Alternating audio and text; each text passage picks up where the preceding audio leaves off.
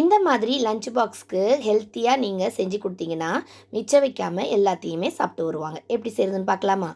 காலையில் ரொம்பவே லேட்டாக எழுந்துட்டேன். அதனால் டக்கு டக்குன்னு ஒரு லஞ்ச் பாக்ஸ் ரெசிபி ரெடி பண்ணிட்டேன். எப்படி செய்கிறதுன்னு பார்க்கலாமா?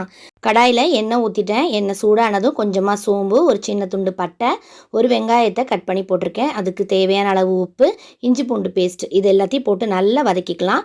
வெங்காயம் நல்லா வதங்கினதுக்கப்புறமா இதுக்கு தேவையான அளவு மிளகாய்த்தூள் போட்டுக்கலாம். கொஞ்சமாக கரம் மசாலா தூள் போட்டு நல்லா மிக்ஸ் பண்ணிக்கலாம். இப்போ இதில் கொத்தமல்லி புதினாவை சின்னதாக கட் பண்ணி வச்சுருக்கேன். கொஞ்சம் தாராளமாக சேர்த்துக்குங்க. இப்போ இதை நல்லா வதக்கிக்கலாம்.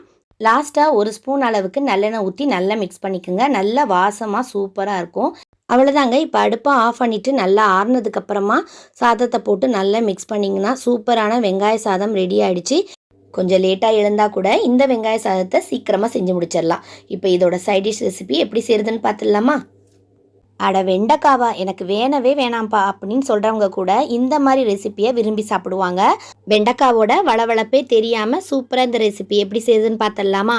ஒரு மிக்சி ஜார் எடுத்துக்குங்க. அதில் பாதி தேங்காய்க்கும் கொஞ்சம் கம்மியாக கட் பண்ணி போட்டிருக்கேன். கொஞ்சமாக கடுகு, கொஞ்சமாக ஜீரகம், 2 பச்சை மிளகா. இப்போ இது எல்லாத்தையுமே ஒரு முறை அரைச்சிட்டு அதுக்கப்புறம் கொஞ்சம் தண்ணி ஊற்றி அரைச்சிக்குங்க. இந்த மாதிரி குறைன்னு அரைச்சி எடுத்துக்கணும். வெண்டைக்காவை நல்லா க்ளீன் பண்ணிவிட்டு தொடச்சிட்டு இந்த மாதிரி கட் பண்ணி எடுத்துக்குங்க. அப்போ தான் வளவளப்பு தன்மை இருக்காது. இப்போ இதை கட் பண்ணிவிட்டு நான் ஒரு 4-5 டேபிள் ஸ்பூன் எண்ணெயில் இதை நான் வறுத்து எடுத்துக்க போகிறேன். நல்லா நீங்கள் ஹை ஃப்ளேமில் வச்சு வறுத்து எடுத்துக்கலாம். பாருங்கள், இந்த கலர் சேஞ்ச் ஆனதுக்கப்புறம் நம்ம அடுப்பை ஆஃப் பண்ணிவிட்டு இதை எடுத்துக்கலாம். இதில் இருக்கிற எண்ணெய் எல்லாத்தையுமே இந்த மாதிரி வடிச்சிட்டு ஒரு பாத்திரத்தில் எடுத்து வச்சுருங்க. இப்போ அதே கடாயில் இருக்கிற எண்ணெய் எல்லாத்தையுமே எடுத்துட்டேன். ஒரு 1.5 ஸ்பூன் மட்டும் எண்ணெயை விட்டுட்டு அதில் கடுகு, உளுத்தம்பருப்பு போட்டு நல்லா வறுத்துக்கலாம். நல்லா பொரிஞ்சு வந்ததுக்கப்புறமா கருவேப்பிலை போட்டுட்டு இது கூடவே நம்ம அரைச்சி வச்சுருந்த தேங்காவை அப்படியே சேர்த்துட்டு நல்லா மிக்ஸ் பண்ணிக்கலாம். இப்போ மிக்சி ஜாரில் கொஞ்சமாக தண்ணி ஊற்றி அதையும் இதில் சேர்த்துக்கிறேன்.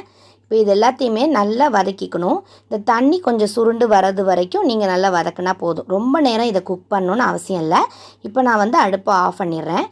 இப்போ இதை ஒரு பாத்திரத்தில் மாற்றிட்டு இதை நல்லா ஆற வச்சுக்க போகிறேன். நல்லா ஆறுனதுக்கப்புறமா இதுக்கு தேவையான அளவு உப்பு சேர்த்தாச்சு. இது கூடவே நல்ல கட்டி தயிர் சேர்த்துக்கணும்.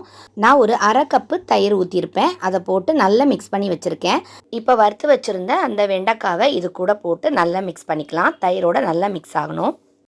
இதை சாதத்துலேயும் போட்டு பிசைஞ்சு சாப்பிட்லாம். ரொம்ப சூப்பராக இருக்கும். இல்லைனா வத்த குழம்பு, காரக்குழம்பு இதுக்கு சைடிஷ்ஷாகவும் வச்சு சாப்பிட்லாம். சாம்பார் சாதம் இதுக்கும் ரொம்ப நல்லாயிருக்கும். அப்படியே சாப்பிட்றதுக்கும் இது ரொம்பவே சூப்பராக இருக்கும். ரொம்பவே ஹெல்த்தியான வெண்டைக்காய் பச்சடி ரெடி ஆகிடுச்சு. ரொம்ப சூப்பரான ஒரு ரெசிபி.